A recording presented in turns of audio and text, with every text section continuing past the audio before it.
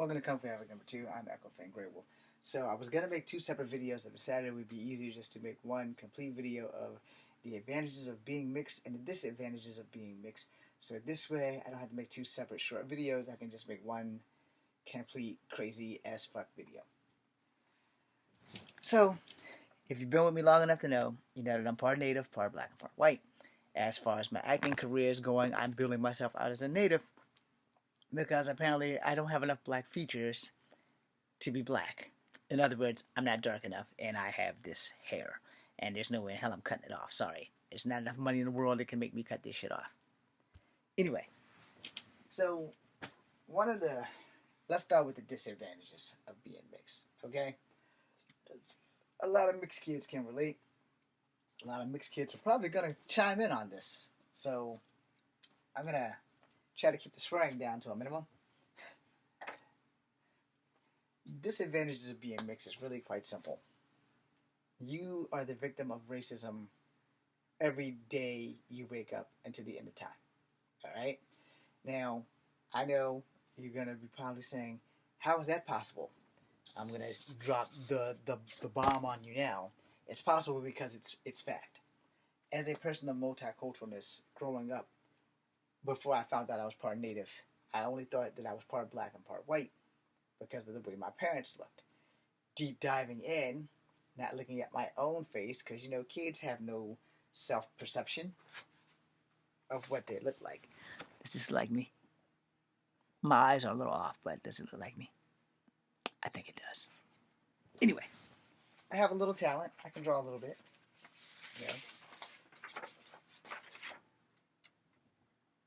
I am going to do the art show. I'm going to try to do it this weekend for my crush of the flawlessly beautiful and future wife, the dangerously sexy Zeta Zhang. Anyway, hey Zeta. So, growing up mixed, being the victim of racism all my life, it is something that my parents didn't prepare me for. It is something that I hope to prepare other mixed children for because it's going to happen. Whether you like it or not, it's going to happen. Most of my racial incidences, unfortunately, came from black people. I can count on my fingers and toes how many racist incidents I've had from black people. I can only count on my fingers how many racist incidents I've had from natives and white people. I haven't really had any incidences from Asian people except maybe like one bad encounter when we were like in like the fucking 3rd or 4th grade with some cat named Zhang who I later would find out he was from Vietnam, and even though his last name was Zhang, which is Chinese, he was from Vietnam. They were not Chinese.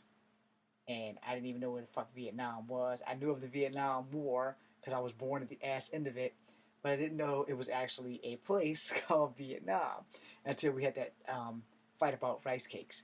Because I don't know what he said to me, but the only comeback I had was go and eat some rice cakes. Luckily for me, I didn't know I was part native because he could have came back with, why don't you go eat some fucking corn and ride a horse? But I didn't know I was part native at the time, so I only thought I was part black and part white. And he never used any racial slurs. He's like, you know, you're a strange looking individual, but, you know, you're not really one of them or one of them. And then he wasn't at school no more after that year. So I was like the only mixed kid, and he was the only Asian kid at the time at Burley Moran. Shout out to Burley Moran. Shout out to Mr. Garrett. Anyway, so after that, you know, Zhang and I were pretty good friends for the rest of the year, and then they moved away. I never saw him again, ever. Like, in life, ever. So wherever you are, Zhang, thank you, brother. Anyway, it wasn't until the 5th grade when I found out I was native.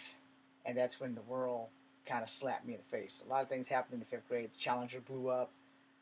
We were about to go to Walker School.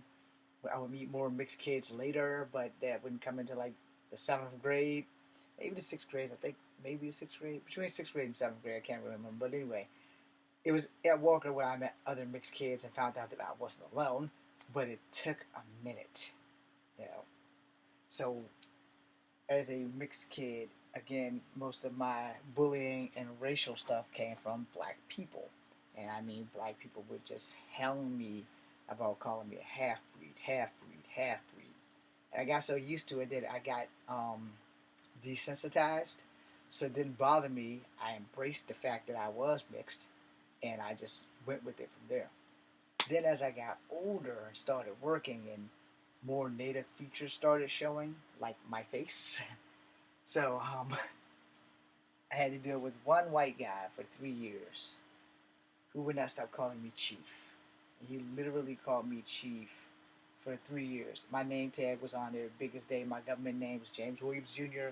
It was written on that name tag in big bold black letters, no fonts, no commas, just one period. Every beginning name had a capital.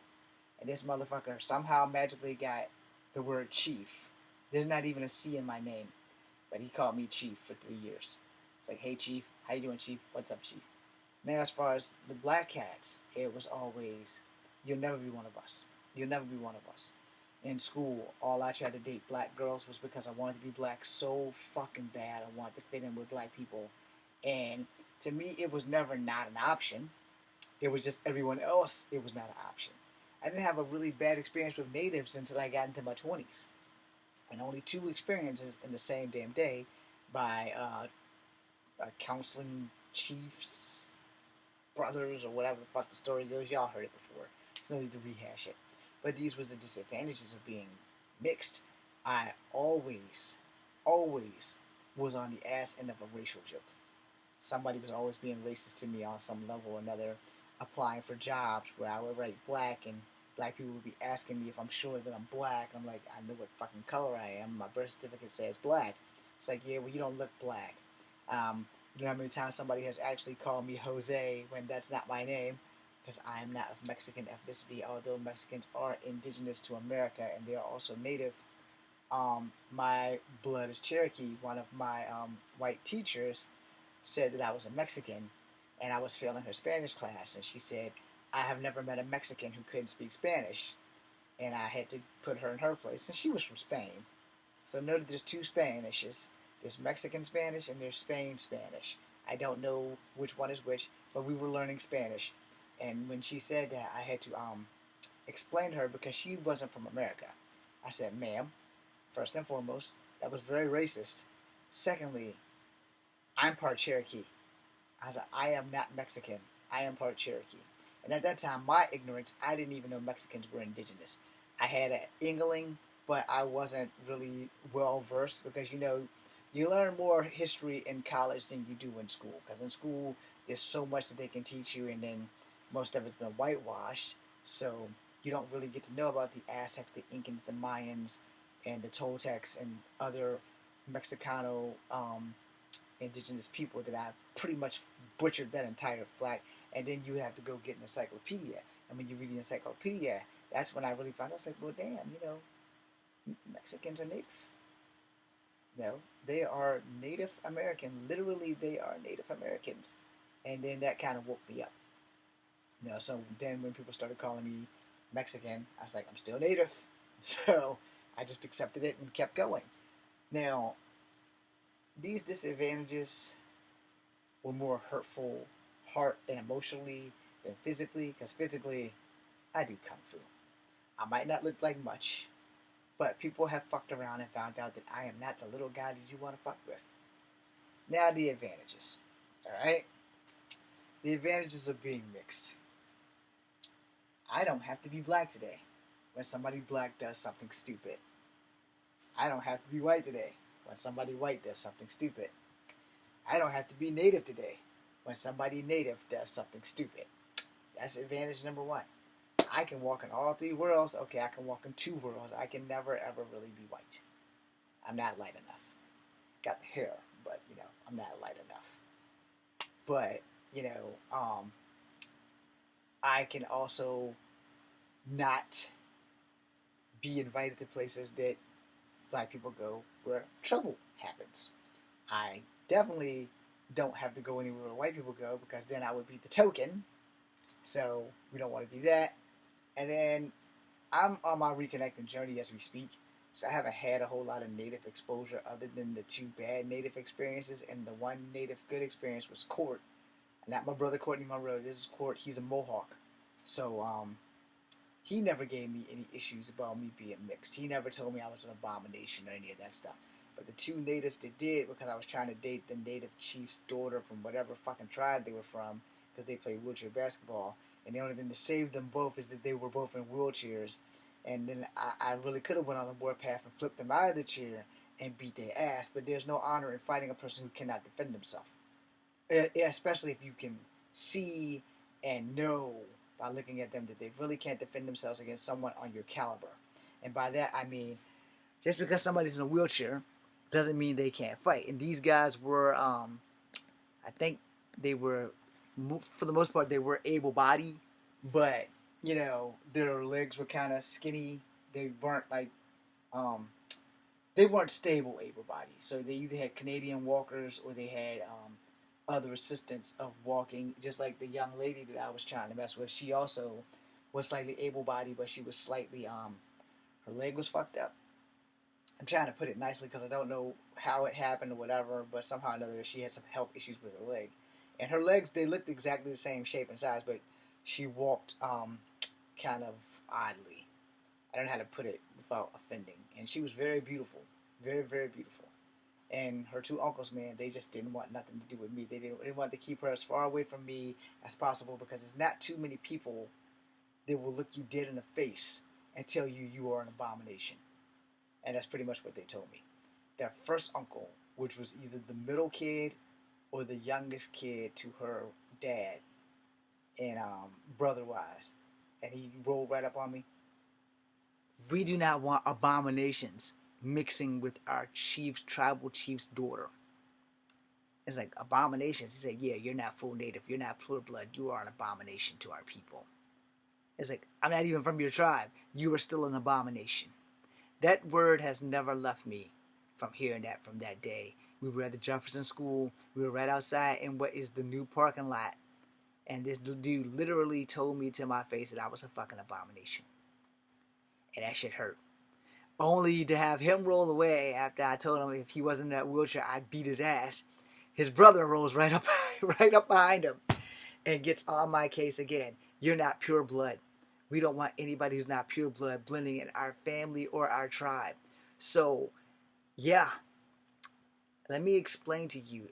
Racism, prejudice, there's a thin line, and everybody's fully capable of doing it. Everybody. Everybody. Don't think that white people can't be the victims of racism, because they can be. Don't think that blacks can't be the victims or can't be racist, because they can be. And I'm telling you this because as a mixed person, we are generally the victims. Alright? That's still a disadvantage. It's still sometimes an advantage, because I can play stupid like I don't speak English when it comes to being around black people who think I'm Mexican. You know, or white people who think I'm Mexican. Because I do know how to say no habla español. However, I'll be screwed when they start speaking Spanish to me because I don't fucking speak Spanish. So, you know, advantages and disadvantages come a dime a dozen. You just have to be able to recognize them. You know, a lot of advantages when I apply for a job, when they don't think I'm black, they're more eager to hire me until I fill out the application and put down the word black. And more than one time, someone has asked me if I'm sure that I'm black, and I have explained to them that this is Virginia. Virginia is a right-to-work state, which means you have the right to fire me for the smallest little lie. I would prefer not to lose a job for telling you that I am not black when I clearly am legally registered as a black man. Yeah, I'm multicultural, but, you know, just because this doesn't look black doesn't make me less black. However, you know, the world is full of racism and prejudice, and you'll have to learn that they go hand in hand. It is worse to probably be racist than it is to be prejudiced, but to me, both of them are bad, so it doesn't really fucking matter. But I have been the victim of that because of being mixed. The advantages. Let's go to one more, and then we'll end this video. So one of the advantages of being mixed, I was at a Taste of China in Florida. This is the last story. I was with my surrogate father, Rick, which technically I count him as my second dad now, even though he's passed. We were at a Taste of China, and one of the workers there who was cleaning up. He thought I was Chinese and black. He didn't know that I spoke English because the whole time him and Rick was talking, I just sat there. As a respectful young person does, you don't get into adult business. I'm like, well, into my 20s. I'm like 25, I think. 25? Just 25, 24? I don't remember how old it was. I was in my 20s, though. And he's just talking all kinds of bad shit about Chinese people. He's like diving into Chinese people. He's like driving it home. But he's working for these Chinese people. They're making sure that he has a home to live in because they're writing his check to pay his bills. And I'm just sitting there and I'm just looking at Rick and I'm looking at him and I'm looking at Rick and I'm looking at him. All of a sudden, this motherfucker looks at me and stops dead conversation. He looks at the guy with the trident. He looks back at me. He looks at the guy with the trident. He looks back at me. And he says, "Oh my God, are you Chinese?" And I said, "No, I'm not Chinese. I'm actually part Native American." He's like, "Oh, okay. Are you going to tell them anything I said?" I said, "Dude, I don't fucking live here in Florida. I don't give a fuck if you talk about these people. They don't mean nothing to me. I don't know them. I'm not going to go ruin your fucking job because you just said all this shit about your bosses." I said, "For all you know, these motherfuckers are probably listening to you. And they probably understand every fucking bit of English that you just said. So if you don't have a job, that's on you. It's not on me. I'm not saying shit." Conversation continued, and I guess he still had a job because he was still there the next day. But I mean, it is what it is. So, yeah, one of the advantages that people will say shit around you that they normally won't say around people that you are mixed with. Like, for instance, I have had some white people say bad shit about black people right smack dead in front of me. And they just didn't think I was black. I mean, they were really talking bad shit about black people. They did not think I was black. And I'm sitting there, I'm like, should I tell these motherfuckers? Or should I just let this go? And I chose to just let it go. It wasn't my fucking business. They weren't talking to me, but they were talking about black people. And I'm like, wow, this is fucking awesome. Now, at the same time, I've had black people do the same thing about white people. And they looked at me as like, "You agree?" I'm like, "Why are you asking me?" It's like, well, you ain't black and you ain't white. And I'm like, yeah, you're right. But I'm mixed with black, white, and native. So I don't agree and I don't disagree because it's not my fucking business. But yeah, advantages and disadvantages of being mixed. The worst part about being mixed, though, and I'll end the video here, we don't have a support system. We do not have a support system.